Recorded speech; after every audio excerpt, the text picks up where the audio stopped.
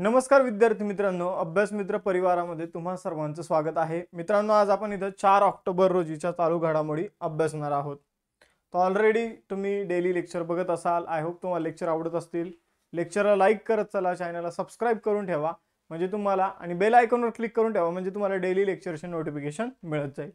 सुरू करूया। बघा, पहिला क्वेश्चन आहे, ऑक्टोबर 2025 मध्ये भारतातील पहिला बालविवाह मुक्त जिल्हा म्हणून अधिकृतपणे कोणता जिल्हा घोषित करण्यात आलेला आहे? तर भारतातील पहिला बालविवाह मुक्त जिल्हा जो आहे तो ठरलेला आहे बालोद, छत्तीसगड। कोणता? बालोद, छत्तीसगड। आपण जर बघितलं तर बालविवाह मुक्त होण्यासाठी आपण ऑगस्ट 2024 मध्ये एक मोहीम सुरू केली होती, बालविवाह मुक्त भारत, आणि त्याचाच आपल्याला रिझल्ट बघायला मिळतोय। छत्तीसगड मधील बालोद जिल्हा जो आहे तो भारतातील पहिला बालविवाह मुक्त जिल्हा ठरलेला आहे। गेल्या 2 वर्षात या जिल्ह्यामध्ये बालविवाहाची एक पण केस इथं रजिस्टर झालेली नाहीये। बघा, भारतातील पहिल्या घडामोडीशी संबंधित प्रश्न होता। मग पहिल्या घडामोडी बघूया। भारतातील पहिलं पूर्ण साक्षर राज्य आहे मिझोरम। भारतातील पहिलं क्वांटम कम्प्युटिंग व्हिलेज आहे आंध्र प्रदेश मधील अमरावती। बँक ऑफ महाराष्ट्र ही पंचवटी एक्सप्रेस ट्रेन मध्ये एटीएम बसवणारी पहिली बँक ठरलेली आहे, बँक ऑफ महाराष्ट्र। सुदर्शन पटनायक जे आहे ते फ्रेड डॅरिंग्टन सँडमास्टर पुरस्कार मिळवणारे पहिले भारतीय ठरलेले आहे।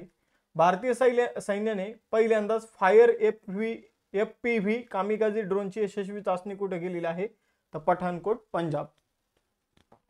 त्यानंतर देशातील पहिलं स्वदेशी MRI मशीन दिल्लीतील एम्स मध्ये बसवण्यात आलेलं आहे।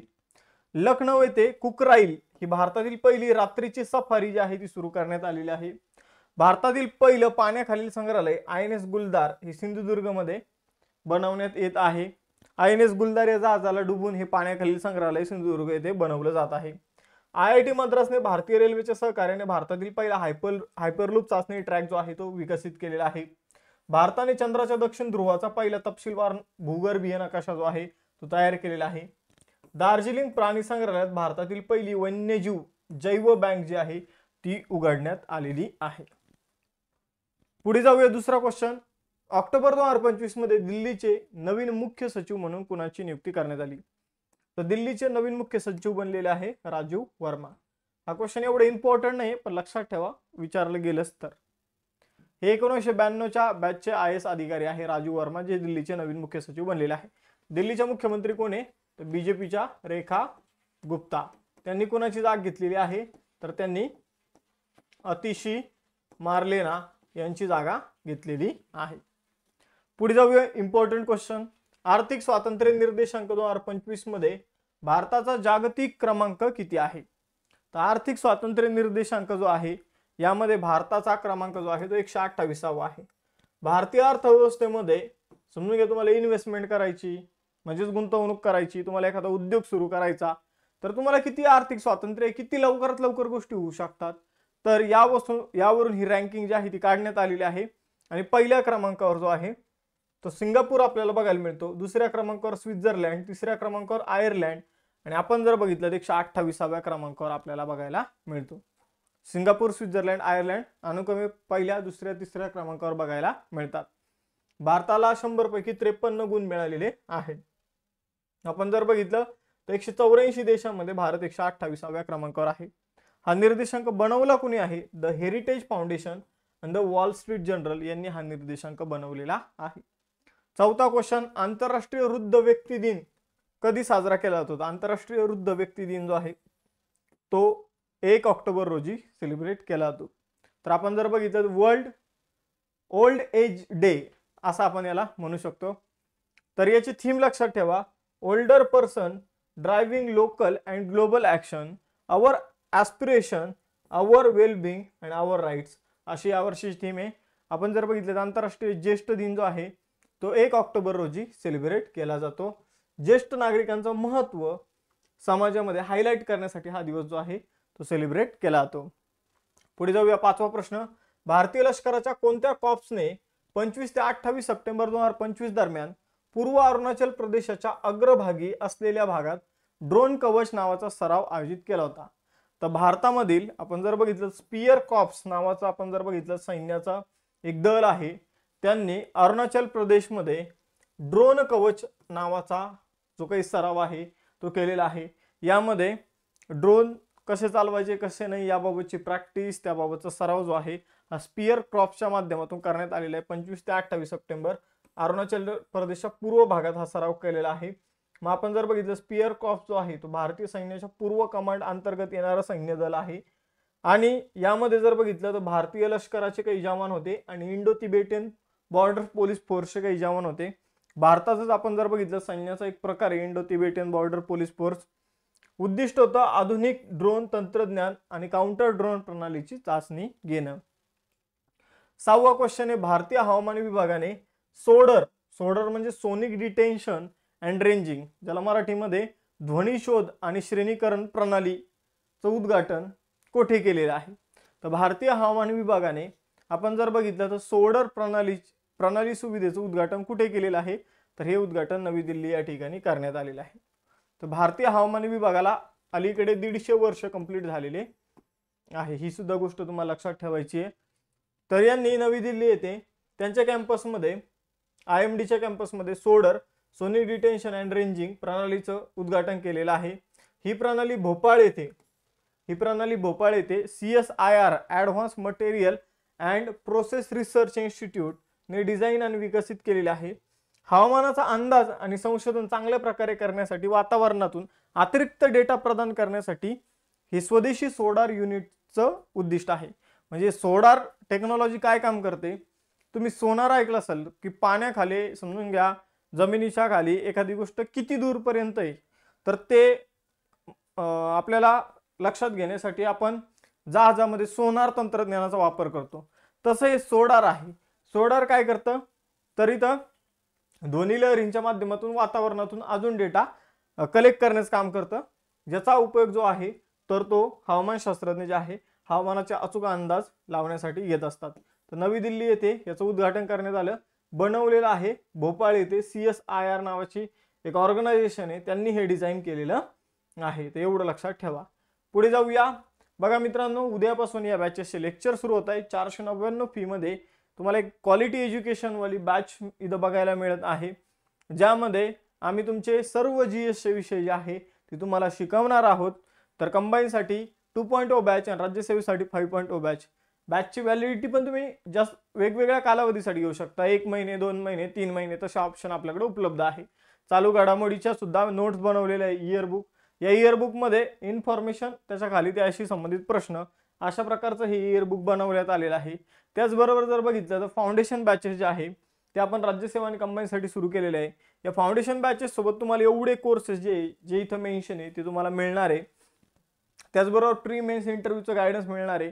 त्याचबरोबर आपण एक सेपरेट GSच्या 21,000 प्लस PYQ ची बॅच सुरू केलेली आहे। त्याचबरोबर तुम्हाला अभ्यास मित्रच्या डिजिटल नोट्स जे आहे ते तुम्हाला अभ्यास मित्रच्या नोट्स पॅक मध्ये मिळतील, त्याचबरोबर बॅचेस मध्ये सुद्धा मिळतील। मग काही सिलेक्टिव्ह बॅचेस मध्ये ते नोट्स एकदा चेक करा कोणत्या बॅचेस मध्ये आहे कोणत्या नाही। मग आता प्रत्येक बॅचेसवर 10% डिस्काउंट आहे, यासाठी तुम्ही अभ्यास मित्रचा ॲप डाउनलोड करा। त्यामध्ये कॅटेगरी आहे वेगवेगळ्या, त्यामधून ती बॅच सिलेक्ट करा। बॅच सिलेक्ट केल्यानंतर डायरेक्ट पेमेंट नका करू, खाली या have a coupon code apply here नावाचा ऑप्शन असेल तर तिथे CJ लाईव्ह नावाचं कुपन कोड टाका, अप्लाय वर क्लिक करा, फी मध्ये डिस्काउंट होऊन जाईल। पुढे जाऊया। 7वा प्रश्न तुमच्या समोर आहे, कोणत्या राज्याने प्राचीन बंदरे आणि वारसा स्थळांना जोडण्यासाठी स्पाइस रूट इनिशिएटिव्ह सुरू केलेला आहे? तर बघा प्राचीन बंदरे वारसा स्थळे आणि मसाल्याची ठिकाणं जी आहे ती जोडण्यासाठी केरळ सरकारने स्पाइस रूट इनिशिएटिव्ह जो आहे तो सुरू केलेला आहे। तर ही गोष्ट लक्षात ठेवा। इथं आपण जर बघितलं तर याचा उद्देश जो आहे तो वारसा आणि मसाल्यावर आधारित पर्यटनाला प्रोत्साहन देणे हा आहे। 8वा क्वेश्चन आहे, व्हिएतनाम आणि फिलिपिन्सवर परिणाम करणारं टायफून बुआलोई कोणत्या प्रदेशात महासागरात उद्भवलेला आहे? तर बुआलोई नावाचं चक्रीवादळ जे आहे त्याला आपण जर बघितलं तर पॅसिफिक महासागरामध्ये जर ते निर्माण झालं तर त्याला टायफून म्हटलं जातं। तर ते वेस्टर्न पॅसिफिक महासागरामध्ये उद्भवलेलं आहे। यामुळे जर बघितलं व्हिएतनाममध्ये बऱ्याचशा 4-5 जणांचा आय थिंक मृत्यू सुद्धा झालेला आहे। तर बुआलोई नावाचा टायफून जे आहे तर याला हे बुआलोई नाव कोणी दिलेलं आहे? तर थायलंडने बुआलोई हे नाव दिलेलं आहे। या नावाचा अर्थ काय आहे? तर या नावाचा अर्थ आहे फ्लोटिंग, आपण जर बघितलं तर लोटस, फ्लोटिंग लोटस याचा अर्थ आहे म्हणजे तरंगणारे कमळ असा याचा अर्थ आहे. तरंगणारे कमळ असा याचा अर्थ आहे. पुढे जाऊया. तर बुआलई चक्रीवादळाबद्दल आपण इथं मी तुम्हाला इन्फॉर्मेशन सांगितलेले आहे. पॅसिफिक महासागरामध्ये उद्भवलेला आहे. थायलंडने याला नाव दिलेलं आहे. 133 किलोमीटर प्रति वेगाने हे प्रवास करत आहे आणि 8 मीटर यांची उंची आहे. 9वा प्रश्न मोस्ट इम्पॉर्टंट. कर्करोग रुग्णासाठी व्यापक कर्करोग काळजी धोरणाअंतर्गत महाकेअर फाउंडेशनची स्थापना करण्यास कोणत्या राज्याच्या मंत्रिमंडळाने मान्यता दिली? तर कर्करोगाविषयक संशोधन त्याचबरोबर उपचार यासाठी महाकेअर फाउंडेशन ची स्थापना जी आहे ती आपल्या महाराष्ट्र सरकारने केलेली आहे. तर आपण जर बघितलं तर यासाठी 100 कोटी रुपयाची गुंतवणूक देखील करण्यात आलेली आहे. महाकेअर फाउंडेशनचं उद्दिष्ट राज्यात कर्करोग उपचार, संशोधन आणि शिक्षणाला प्रोत्साहन देणं हे आहे.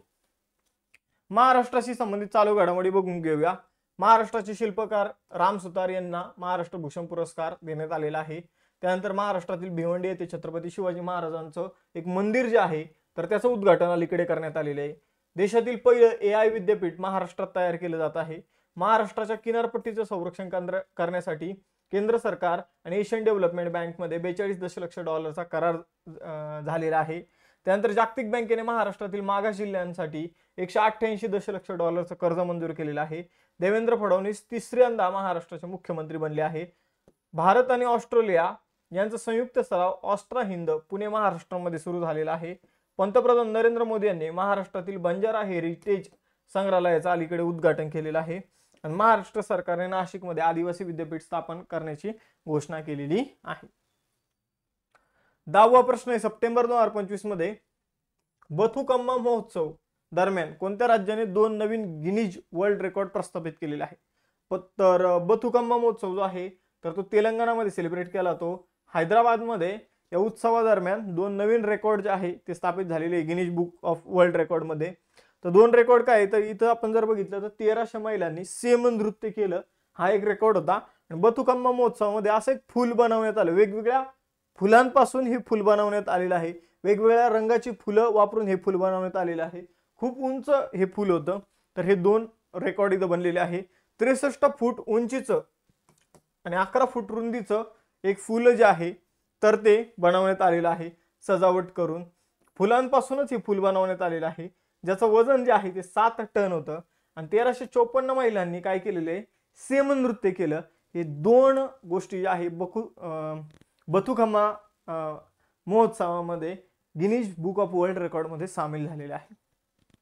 पुढे जाऊया. 11वा प्रश्न. सप्टेंबर 2025 मध्ये उन्मेष आंतरराष्ट्रीय साहित्य महोत्सवाच्या 3ऱ्या आवृत्तीच्या समारोप सत्रात उपराष्ट्रपती CP राधाकृष्णन हे प्रमुख पाहुणे म्हणून कुठे सहभागी झाले? तर उन्मेष नावाचा आंतरराष्ट्रीय साहित्य महोत्सव जो आहे त्याची 3री आवृत्ती जी आहे तर तिचं समारोप अलीकडे पाटणामध्ये झालेला आहे. तर आंतरराष्ट्रीय साहित्य महोत्सवाचं नाव काय लक्षात ठेवा. उन्मेष कुठे आयोजित करण्यात आला होता? पटनामध्ये. कितवी आवृत्ती होती? 3री. कुणी आयोजित केलं? साहित्य अकादमी, सांस्कृतिक मंत्रालय आणि बिहार सरकारच्या माध्यमातून याचं आयोजन करण्यात आलं. आशियातील सर्वात मोठा हा आणि सर्वसमावेशक आंतरराष्ट्रीय साहित्य महोत्सव आहे. तर उन्मेष जो आहे तो यापूर्वी 2022, 23 आणि आता डायरेक्ट 2025 मध्ये झालेला आहे. 2022 मध्ये शिमलामध्ये, 23 मध्ये भोपाळमध्ये आणि आता 25 मध्ये पटनामध्ये उन्मेष महोत्सवाचं आयोजन करण्यात आलेलं आहे. Most important question. पर्यावरण संरक्षणासाठी 31वा डॉक्टर M.A. स्वामीनाथन पुरस्कार 2025 कुणाला देण्यात आलेला आहे? तर M.A. स्वामीनाथन पुरस्कार श्री वीरप्पन नावाची व्यक्ती आणि सहज समृद्ध नावाची संस्था या दोघांना देण्यात आलेला आहे. तर आपण जर बघितलं तर हा पुरस्कार जो आहे तो rotary club of Madras east यांच्याद्वारे स्थापन करण्यात आलेला आहे आणि हा म्हैसूर येथील एक सहज समृद्ध नावाची संस्था आहे. आपण जर बघितलं तर जी स्थानिक पिकांच्या जातीशी संबंधित माहिती जी आहे ती लोकांपर्यंत पोहोचवण्याचं काम करते. आणि कुड्डालोर येथे श्री वीरप्पन हे पर्यावरण संरक्षणासाठी त्यांचं जे योगदान आहे कुड्डालोर मधील वीरप्पन यांचं तर त्याच्यासाठी हा पुरस्कार एका संस्थेला आणि एका व्यक्तीला इथे देण्यात आलेला आहे. तर वरील दोन्ही आपलं उत्तर असेल. पुढे जाऊया. टेस्ट क्वेश्चन काय आहे? तर ऑक्टोबर 2025 मध्ये भारतातील पहिला बालविवाह मुक्त जिल्हा कोणता आहे हे तुम्हाला सांगायचं आहे. कर्करोग रुग्णासाठी महाकेअर फाउंडेशनची स्थापना कोणत्या राज्याने केलेली आहे? आणि M.A. स्वामीनाथन पुरस्कार जो आहे 31वा तो कोणाला मिळालेला आहे हे तुम्हाला सांगायचं आहे. आय होप तुम्हाला लेक्चर आवडला असेल. लेक्चर आवडला असल्यास लेक्चर लाईक करा, चॅनलला सबस्क्राईब करा आणि त्याचबरोबर बेल आयकॉनवर क्लिक करून ठेवा, म्हणजे डेली तुम्हाला लेक्चरचं नोटिफिकेशन मिळत जाईल. त्याचबरोबर आपलं टेलिग्राम चॅनल, इंस्टाचं पेज फॉलो करायला विसरू नका. थांबूया इथं, भेटूया नेक्स्ट सेशनमध्ये. चलो बाय बाय एव्हरीवन, जय हिंद.